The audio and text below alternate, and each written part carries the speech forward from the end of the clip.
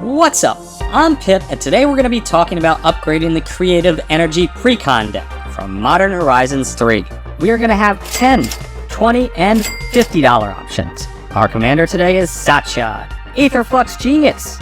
Is energy in Commander actually going to be a thing? Seems like it. When Satya attacks, we're going to create a tapped and attacking token of any other non-token creature we control. Then, we get 2 energy and need to pay an amount of energy equal to that creature's casting cost at the end of our turn if we want to keep that token. Naturally, we're going to want to generate a lot of energy with our other creatures, and add creatures with great enter the battlefield effects. I'm opting to add a toolbox of ETB triggers so that we can adapt to most situations. But feel free to switch it up if you want yours to be more streamlined. I know I usually give $100 options for these decks, but I opted not to this time. I think if you'd like to further upgrade this deck past this $50 upgrade, you want to add some of the higher priced commander staples like Rhystic Study, Smothering Tithe, Esper Sentinel, or Cyclonic Rift. And lastly, I know I've been getting a lot of complaints about my voice lately, so I've fine-tuned these lovely little pipes. Hopefully, you find it more agreeable. Let's dive in and see what I came up with. Alright, let's kick it off with Port Raiser. This is a 5-mana 4/4, and whenever Port Raiser deals combat damage to a player, untap each creature you control. After this combat phase, there is an additional combat phase. Port Raiser can't attack a player that has already attacked this turn. So, when we create tokens of Port Raiser, each one that gets through is going to give us an additional combat phase. This is a pretty neat trick. I don't know how many people are going to let you get away with it, but it should be fun. And each time Satya untaps to attack, we're going to be able to create another token and generate some more energy. Hopefully we can live the dream every once in a while with this one. Kite Sail Larcenist. Flying Ward 1, 2/3 flyer for 3. When it enters the battlefield for each player, choose up to one other target artifact or creature that player controls. For as long as Kite Sail Larcenist remains on the battlefield, the chosen permanents are treasure artifacts and lose all other abilities. And since his CMC is only 3, we can keep him around pretty easily if we're generating energy other ways. This is what I mean when I say toolbox, because this allows us to deal with creatures or artifacts. Karmic Guide, 5 mana, 2/2 flying protection from black. This has Echo, so we'll have to pay the casting cost at the beginning of our turn if we want to keep this around. When Karmic Guide enters the battlefield, return target creature card from your graveyard to the battlefield. This is going to allow us to reuse some of the creatures our opponents have already dealt with, further opening up that toolbox and allowing us to find what we need in each situation. Conduit Goblin. Here's another card from this set that I'm a little surprised isn't included in the Precon. So for a red and a white, you're getting a 2/2 that gives you 2 energy when it enters the battlefield. And at the beginning of combat, you can pay an energy. If you do, another target creature you control gets +1/+0 and gains haste. A lot of these pay energy, do a thing triggers are not that great a value, but I think this one might actually be pretty handy for us because giving a creature haste that we've just played this turn, a lot of them have great attack triggers or are just big bodies. We're gonna want to be able to use this with our extra energy. Plus, when we create a copy of this, we're going to be adding 4 energy and only having to pay 2 if we want to keep this. Or just netting the 4 and letting the goblin die. Aether Spike. Here's another card I'm a little confused why it's not already in the deck, but you know what? It's not too hard for us to just add it ourselves.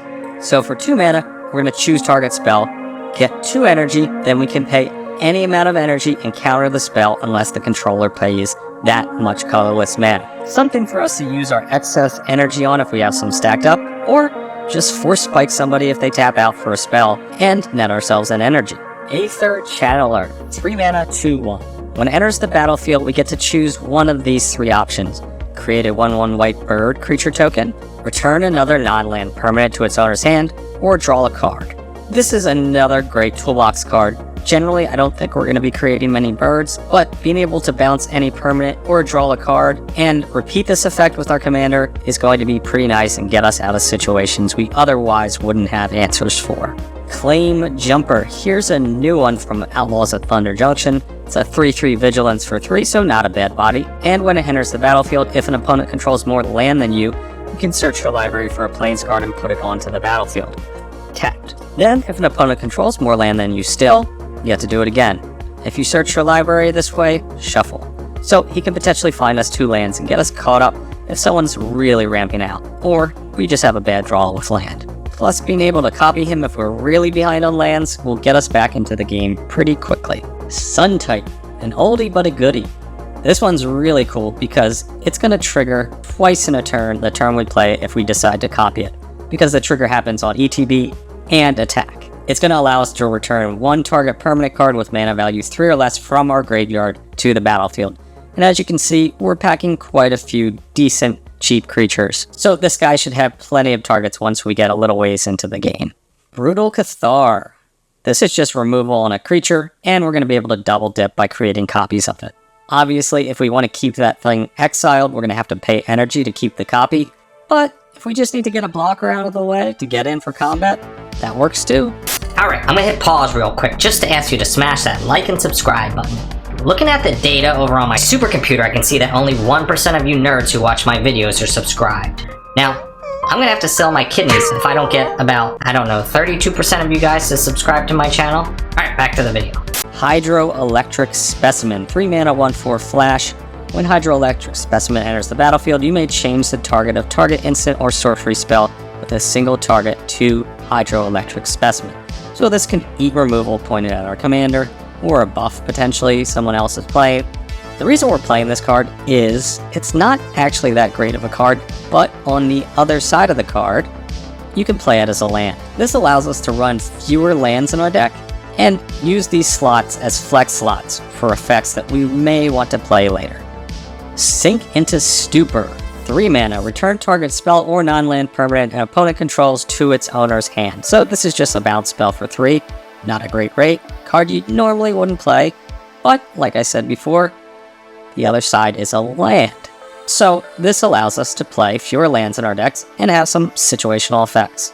I'm gonna stop giving this spiel because I've included a number of these dual face cards that you can play as lands, and the reason we're playing them is all the same. Optionality. Rootborn Defenses. 3 mana, populate. Creatures you control gain indestructible until end of turn. The keyword populate allows you to create a token that's a copy of a creature token you control already. So, since we're going to be creating such high value tokens with our commander, the populate text on this card is extra relevant for us and may get us some really crazy effects at instant speed. Remember that creature we just talked about that forced a spell to target him instead of something else? Being able to play that at instant speed might be pretty good. And we have plenty of other toolbox creatures. We can bring a creature back from the graveyard if we're creating a Sun Titan token. There are plenty of interesting plays we can make when we have populate at instant speed. Plus, let's just not ignore that this card is saving our entire board from a board wipe. Witch Enchanter, another double-faced land card. This one enters the battlefield, destroys target artifact or enchantment. So, more toolbox for us, and being able to repeat this effect with our commander is really nice, and the other side is a land. Pretty cool. Mole Drifter.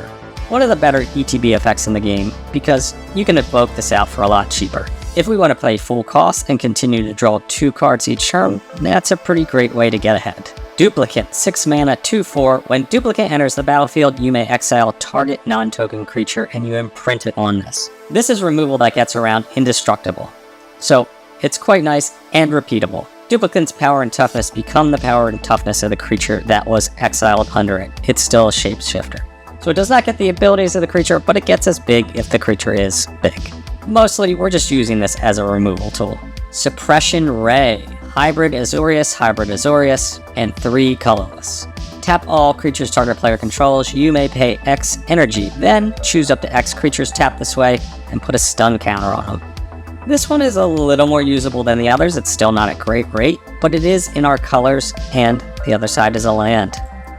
We don't have the option of this one entering the battlefield untapped, but I think having the extra dual land is going to be really useful in ensuring that we almost always have playable hands. Rush of Inspiration, another dual land flip card. This one is it, and a colorless. Draw 2 cards, then discard a card at random unless you pay 2 energy. So 3 mana, draw 2, and pay 2 energy is not so bad. Not a great rate, but also not terrible. Plus it's at instant speed. The other side is the It tap land, Crackling Falls. Another dual land, double face card, Legion Leadership. This one is a Boros and a colorless. Until end of turn, double target creature's power and it gains first strike. This one can end up being a finisher later in the game, or we just play it as a Boros land early. I have a feeling a lot of these we're going to probably end up playing as lands, but having the extra options if we get flooded, obviously very good. This one's called Legion's Stronghold on the other side, and it enters the battlefield tapped. Riddle Gate Gargoyle. A blue and a colorless, flying. When it enters the battlefield, we get 3 energy, and whenever you attack, you may pay 2 energy. When you do, target creature you control gains lifelink until end of turn. Having these 2-mana creatures that generate 3 energy is actually really, really nice for this deck because it allows us to get ahead on energy before we play our commander, and when our commander comes out, we'll have some banked up to use however we choose. We don't have to focus on generating energy when we play our higher impact ETBs and create a token of them in the same turn. We'll be able to play them and hold on to them, if we have that energy saved up. Peregrine Drake. Oldie but a goodie. 1 blue and 4 colorless for a 2/3 flying. When it enters the battlefield, untap up to 5 lands. So the floor on this card is we get the mana we spent on it right back. The ceiling, and since we're playing a number of lands that generate 2 mana, is that we can net mana while playing this and play something bigger on the same turn. Plus, being able to untap our lands, cast something, go to our combat phase, create a copy of this, untap our lands, and cast another thing, could really allow us to pull ahead in a game we might be falling behind. Helios 1. They had that Fallout deck not too long ago that focused on energy, but it was kind of underpowered in my opinion. I don't know if you liked it, but I was a little underwhelmed. Taking some of the cards from that deck and combining these 2 decks is going to give us a pretty powerful deck. So here's one of the first cards I'm combining from the Fallout deck into this one, Helios 1. Tap to add a colorless mana, which is not great, but you can pay 1 colorless to generate some energy, or you can pay 3, tap it, and pay X energy, sacrifice this card, and destroy target non-land permanent with mana value X, which is equal to the number of energy we paid. So, having some removal on our land is pretty nice, and having a repeatable energy generation land is also very nice. All that being said, it generates colorless and doesn't really help us to fix anything. Since we're playing so many of these dual face cards, I think we do have room for this card. Core Cartographer. 4 mana, 2/2. When it enters the battlefield, you may search your library for a plains card, put it onto the battlefield tapped, then shuffle your library. Just some mana ramp to make sure that we are consistent and stay in the game. And since our commander can create copies of this, we can keep ramping if we need to. We're going to have to be a little careful because we're not running a ton of plains cards, but we should be able to find a number of targets for this before its relevance wears off. Cloud Blazer. 5 mana, 3 colorless, a white and a blue for a 2/2 flyer. When it enters the battlefield, you gain 2 life and draw 2 cards. I think adding something like this is actually pretty useful in case we fall behind on life and need a repeatable way to gain life and draw cards. Elite Guild Mage. 2 colorless and a white and a blue for a 2/3 flyer. When it enters the battlefield, you gain 3 life and draw a card. Kind of similar to Cloud Blazer, you get a little more life, you get less cards, but a repeatable way for us to get some resources and not look too scary to the other players on the board. Electro Siphon. 2 blue and a red. Counter target spell, you get an amount of energy equal to its mana value. So this is kind of a drain mana for energy, I guess? It's a cool card. It's a cool card, and it has a home here. Like I said before, I'm taking some of the cards from the Fallout deck and combining them into this deck to get the most out of our Jeskai energy cards, and I think this is a pretty great one. We're not running a ton of counterspells in this deck, so you probably want to hold it for the right card, or use it if you really are energy starved. It is a hard counterspell, so make sure you use it at the right time. Consulate Surveillance. 3 colorless and a white. Enchantment. When Consulate Surveillance enters the battlefield, you get 4 energy, so 4 energy for 4 mana is okay. Pay 2 energy, prevent all damage that would be dealt to you this turn by a source of your choice. So if we're able to generate 2 energy consistently in our attack phase with our commander, we're going to be able to pick one source during our opponent's turns that we are not taking damage from. I think if everything goes correctly, we're going to be able to create more energy than that, so we're going to have some protection from whatever the biggest, scariest thing that's going on is, which is pretty nice if we want to be the aggressor and leave our shields down. Palace Jailer. 2 white and 2 colorless for a 2/2. When it enters the battlefield, you become the Monarch. So, if you don't know what the Monarch is, you draw a card at the end of your turn, and if any player damages you, they take the Monarch from you. If that happens, you can just recreate this guy with your commander and become the Monarch again if you need to keep drawing cards. When Palace Jailer enters the battlefield, exile target creature an opponent controls until an opponent becomes the Monarch. some more repeatable removal on this like Brutal Cathar or Duplicant. Unpacking a number of ways for us to take out our biggest threats or clear the way for our attackers. This card has some functionality in that it draws us cards and is also a removal. Aether Theorist, 1 blue and a colorless for a 1/3. When it enters the battlefield, you get 3 energy. And you can tap and pay an energy to scry 1. I know this card looks pretty small ball, but having something low on our curve that comes out before our commander and lets us bank energy is going to be really important for us to make sure there's gas in the tank before the engine starts rolling with our commander. Plus, if we need to get up on energy, this thing works really well with our commander. We duplicate this, get 5 energy, and don't pay to have it stick around. That's a great way to net extra energy for some of our more impactful spells later in the game. And that's it for the $10 version. Let's move on and see what we have in the $20 upgrade version. Wrath of the Skies, another new card that I'm a little surprised isn't already in the deck. But for 2 white and X, you're going to get X energy. Then you may pay any amount of energy and destroy each artifact, creature, and enchantment with mana value less than or equal to the amount of energy paid this way. This ideally is a lopsided board wipe that allows us to keep some of our best game pieces and gets rid of our opponents. And in a situation where we just need a normal board wipe, this thing works as well. We gotta be careful because this is destroying enchantments and artifacts, so we want to be smart about what we have in play and what we're willing to lose when we cast it.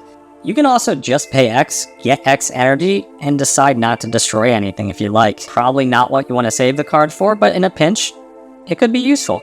We're going to be adding a couple lands here just to improve the consistency of this deck. I'm going to start off with Inspiring Vantage, which was just reprinted, so it's actually pretty cheap right now. This enters the battlefield untapped if it's up to your 3rd land. After that, it will enter tapped, so ideally, you want to draw these earlier in the game and play them earlier in the game. Next up is the Isn't version of the same land. This one is called Spire Bluff Canal. Again, play this early if you haven't. Seachrome Coast, the blue-white version of these. We call them fast lands if you're into using that kind of jargon. If you're looking to step up your jargon, throw that one down at your next commander game. Irrigated Farmland. This enters the battlefield tapped and has cycling too. It is a plains and an island, so some of our search cards that can find non-basics are also going to be able to hit this. I really like these cycle lands because later in the game they give us some options if we're getting flooded. So that's it for the $20 version. I know there's not a ton of cards there. Mostly we just wanted to smooth out the mana base to make sure that we're always having the color mana that we need. There's quite a few double symbols in this, so it can be a little tricky to make sure that you're able to cast everything on curve all of the time. Adding these extra dual lands is really going to improve that consistency, along with the extra land ramp that we've added as well. Alright, let's move on to the $50 version. Phyrexian Metamorphs, 3 colorless and a Phyrexian Blue. Phyrexian Blue just means you could pay 2 life or a blue for it, so you can potentially get this out a turn earlier or cheaper, which is a really nice option, and it doesn't require colored mana. Another nice option in case we're getting a little stuck on blue. Enters the battlefield as a copy of any artifact or creature on the battlefield except it's an artifact in addition to its other types. You can actually use this to copy some of your opponent's better artifacts if they have some interesting utility artifact, or you just have it enter as the best creature on the board. Guide of Souls, 1 white mana for a 1/2. Whenever another creature enters the battlefield under your control, you gain 1 life and 1 energy. This synergizes really nice with our commander, who's going to create a token, give us an energy and a life, and generate 2 energy from his own ability. And whenever you attack, you may pay 3 energy. When you do, put 2 +1/+1 counters and a flying counter on target attacking creature. It becomes an angel in addition to its other types. This is going to allow us to use our energy to give some of our creatures an evasion and not have to worry about those creatures potentially dying in combat. Right now, this card is kind of expensive because it's on pre-sale at the time of the making of this video. I don't know if it's going to go up or down. There is some speculation about how good this card is. I think it is pretty good. Will it find a home in any competitive decks, which will drive up the cost? I don't know. Keep an eye on it, and I think it has a really nice home in this deck otherwise. Mystic Remora, one of my favorite commander staples because it's actually a bit cheaper to buy than some of the other ones and works more or less just as well.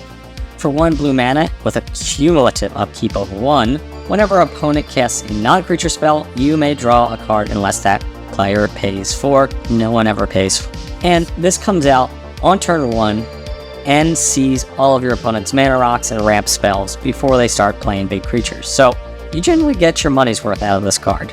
Also, fun fact, a Remora is a type of sea creature that doesn't have teeth and uses like suction instead of a mouth. So like those things that clean fish tanks, bunch of bottom feeding fish, those were all Remora. The more you know. Next up, Bloodthirster. This is one of the cooler cards and universally usable cards from the Warhammer decks. It costs us 5 colorless and a red for a 6/6 flying trample. Whenever it deals combat damage to a player, untap it. After this combat phase, there is an additional combat phase. Bloodthirster can't attack a player it has already attacked this turn. So we can do the same trick that we're doing with Port Razor with this one. We can create a copy of it. The original and the copy can go at different players. We get an initial combat phase for each of them, and as long as these creatures don't attack the same creatures, and we just switch off which ones are attacking who, we're going to continue to get additional combat steps. Should be pretty fun for us. And on my 5th combat, I'll Flesh Duplicate. 2 blue. You can have it entered the battlefield as a copy of any creature on the battlefield, except it has Vanishing 3, if that creature does not have Vanishing. So this is a cheap 2-mana clone that we can use to create a copy of the best creature on the board. This thing then has Vanishing 3, which, if we keep creating tokens, we're going to get more than our value's worth for the 2 blue mana we're paying. And since a lot of the time we're not going to want to pay the end of the turn cost for a commander, the Vanishing is pretty irrelevant. So that's it for what I'm putting into the deck. Let's talk about what I'm taking out. I have 4 categories: bad, meh, okay, and pretty good. The bad cards are cards I think you should probably take out of just about every version of this deck, because there's much better things to find that are very cheap. Meh is, okay, you want to stay on a budget, these cards are playable in the deck. Okay are cards that are, okay. You might want to leave them in, you might want to take them out. And pretty good were cards that were tough for me to find cuts for, and I would not blame you at all if you think these cards should absolutely be staying in the deck. Let's start off with the bad category. Overclocked Electromancer. 3 mana 2/2 at the beginning of combat on your turn. You may pay 3 energy. If you do, you put a 1/1 counter on this. And whenever Overclocked Electromancer attacks, double its power. Whenever Overclocked Electromancer deals damage to a creature, if that creature was dealt excess damage this turn, you get X energy, where X is that excess damage. It's a lot of words to not really net any energy unless your opponent blocks it, which your opponent can decide not to do. And it doesn't get too scary until you start dumping a ton of energy into it, and it has no protection from removal. Too many hoops, you're out, buddy. Aurora Shifter, 1 blue and a colorless for a 1/3. Whenever it deals combat damage to player, you get that much energy. And at the beginning of combat on your turn, you can pay 2 energy.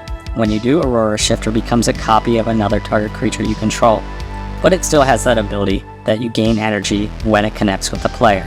It's pretty easy for this to just be blocked and you get no energy.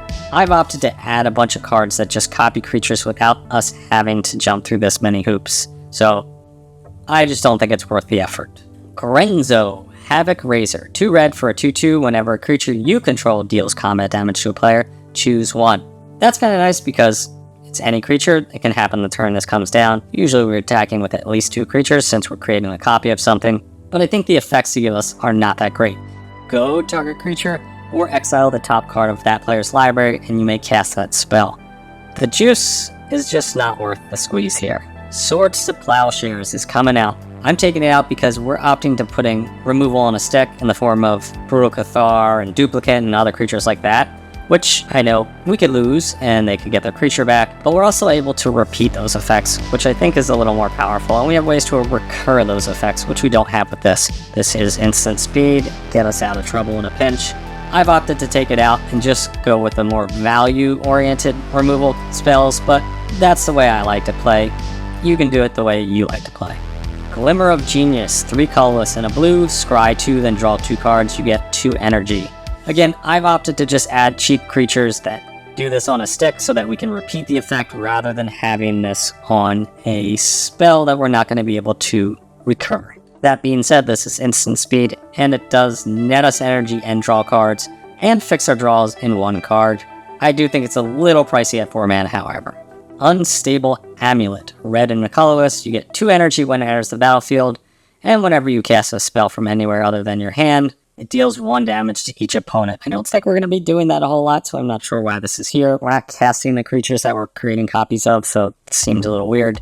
And we can pay 2 energy and tap this, exile the top card of your library. You may play it until you exile another card with Unstable Amulet. So this is synergizing with itself to deal an extra damage every time you use it, which seems pretty small ball to me. Aether Sphere Harvester, 3 mana for a 3/5 flying vehicle. When it enters the battlefield, you get 2 energy. You can pay 1 energy and it gets lifelink until end of turn. Crew 1. We're adding a number of cheap creatures that generate energy better than this, and one that also gives us lifelink. I just don't think this is that useful if we have to use our creatures to crew it. I'd rather have some of the creatures that can just attack by themselves. Midnight Clock, 2 colorless and a blue, tap for a blue. For a blue and 2 colorless, you can put a counter on this, and beginning of your upkeep, you also put a counter on this, and once it has 12 counters, you discard, and once it has 12 counters, you shuffle your hand and graveyard into your library and draw 7 cards. Exile Midnight Clock. I don't think we need this type of effect with all the extra card draw I'm adding to the deck. Plus, you don't have much control over when this happens. Spoke Battle Wagon, 1 blue and 3 colorless for a 5/6 vehicle. Tap to add 2 energy. Tap and pay 2 energy to tap target creature. Tap and pay 3 energy to draw a card. Pay 4 energy, and you can attack without crewing this. I think this is just a little too slow and a little too expensive. I'd rather add some cheaper creatures that have enter the battlefield energy generation rather than having to wait for this. That being said, this as an energy battery that dodges removal and board wipes is kind of nice.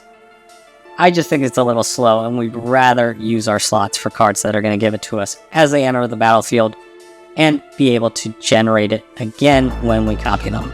Filigree Racer, 3 colorless and a red for a 5/5 vehicle. When Filigree Racer enters the battlefield, you get 4 energy, so 4 energy for 4 mana is okay.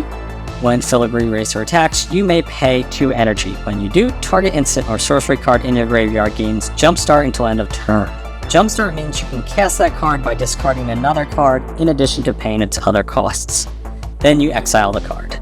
We're not actually running that many instants and sorceries in the deck, so I could see this just not having enough targets. Plus, it's a little bit of a steep cost to discard another card. I don't know, there's better recursion cards, especially ones that cost 4 mana to get going. 5/5 vehicle with crew 1 is okay, but I'd rather just have a big body. Coveted Jewel, 6 mana. When it enters the battlefield, draw 3 cards. That seems pretty good. Tap to add 3 mana of any color. That also seems pretty good. Where's the catch?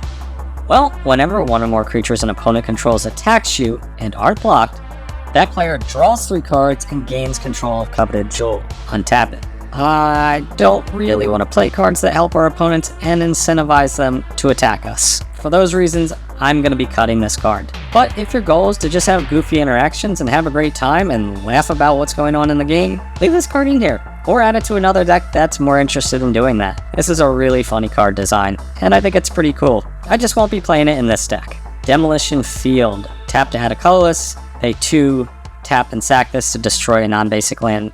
Then you and your opponent each get to search your decks for a basic land card and put it onto the battlefield tapped. I don't really understand why this card is in this deck, other than it can just destroy a pesky non-basic land somebody's playing, which really isn't on theme, and since we're so heavy on colored mana symbols, I don't want to have another colorless land in the deck. I've added Helios 1, I think that's going to be my slot for a colorless land. This thing just isn't on game plan enough. That's it for the bad category, let's move on to the meh category. Confiscation Coup. 5 mana, 3 colorless, 2 blue. Choose target artifact or creature, you gain 4 energy, then you may pay any amount of energy equal to that permanent's mana value. If you do, gain control of it. It's okay, I don't know, stealing people's cards is really, really good, but I don't really want a caveat on it, and I don't know. I think moving these effects, and I know I'm not playing any other creature steal cards in the deck, but things that deal with your opponent's board, into the creature slots, I think makes a lot more sense when our commander is going to be able to generate token copies of these to get that effect over and over and over. So for those reasons, I'm cutting Confiscation Coup. Tezzeret's Gambit, 3 colorless and a blue Phyrexia, draw 2 cards, then Proliferate.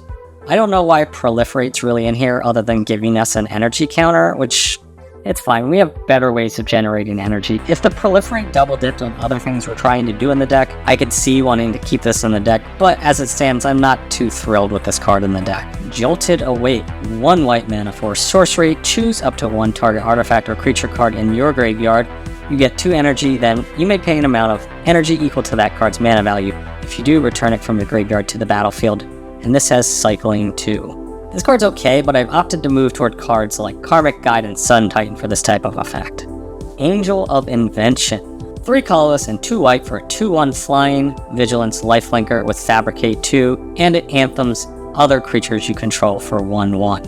Fabricate means when this creature enters the battlefield, you can put 2 1/1 counters on it, or create 2 1/1 colorless servo artifact creature tokens. This card does have some flexibility, and it pumps the rest of our team, but just playing better options, I think. Next up, and I think this one might be a little controversial since this card is so good and expensive. 3 colorless and 2 red for a 4/4 flying haste. Whenever Goldspan Dragon attacks or becomes the target of a spell, create a treasure token. Treasure tokens generate 2 mana now instead of 1. While this is a very nice ramp effect, generating a token for your 5 mana play, don't feel that strong about it. I'd rather have some removal or recursion or card draw or some of the other effects I'm replacing with this. And since this effect isn't enter the battlefield, your opponents do have a small window that they can deal with this before you get your value out of the card.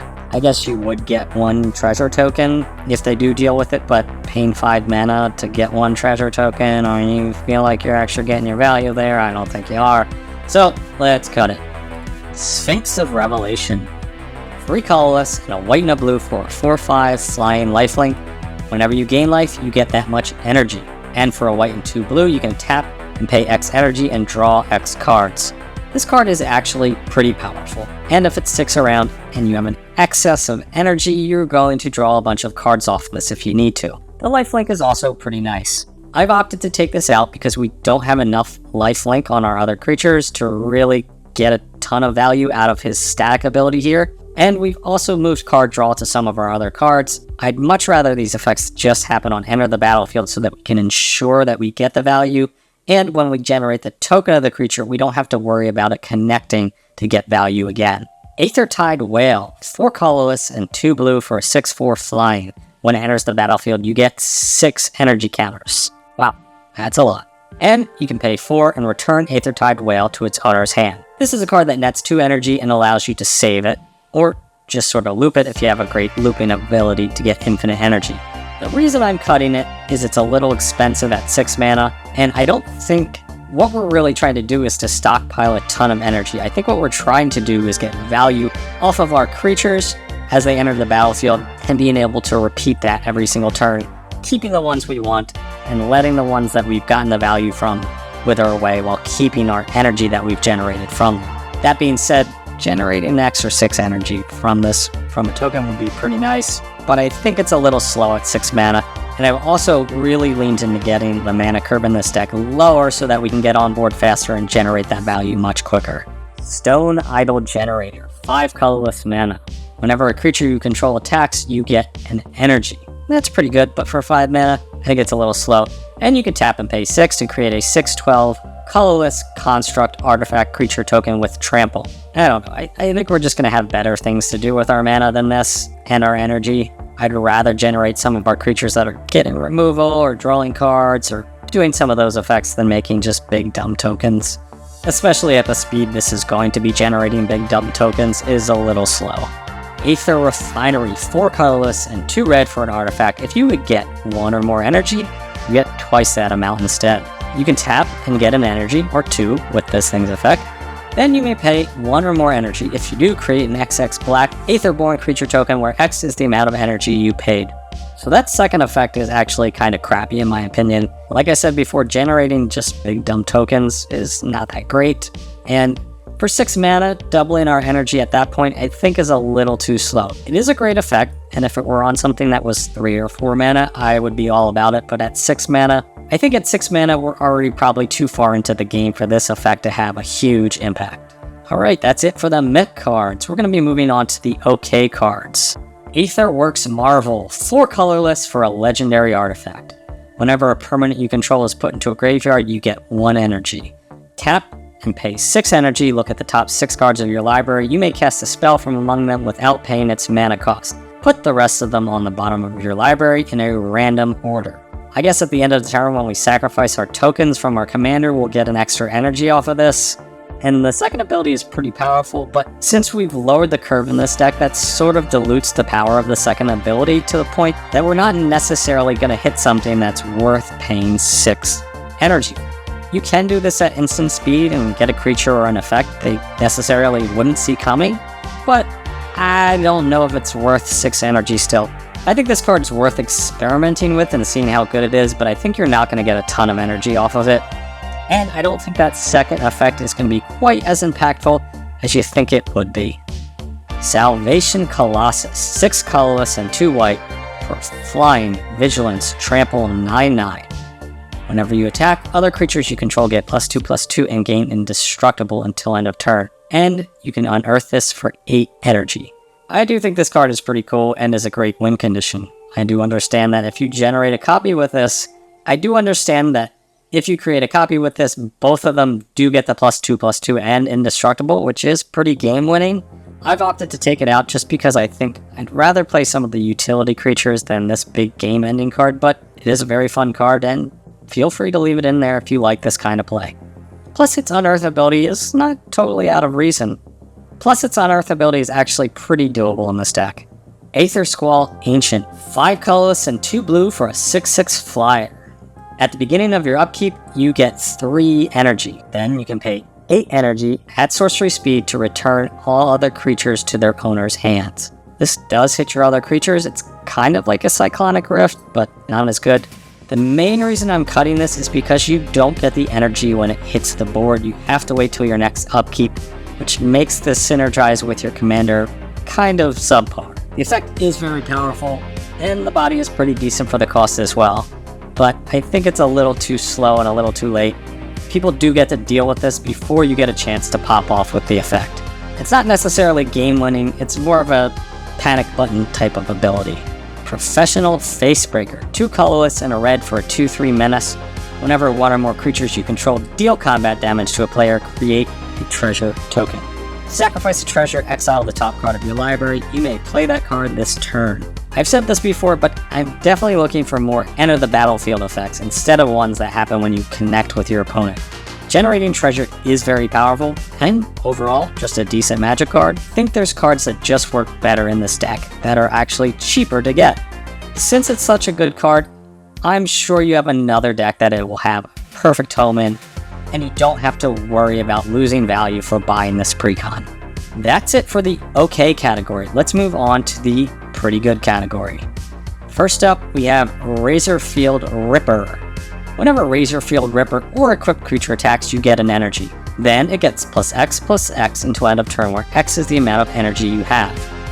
So this thing can get pretty big if you're banking up a bunch of energy. You can reconfigure it by paying 2 colorless or 3 energy. Reconfigure means it stops being a creature and becomes just an equipment. You can, however, pay that reconfigure cost again to turn it back into a creature. I like this card in this deck because it allows us to have some options about what we want to do with the tokens we're creating.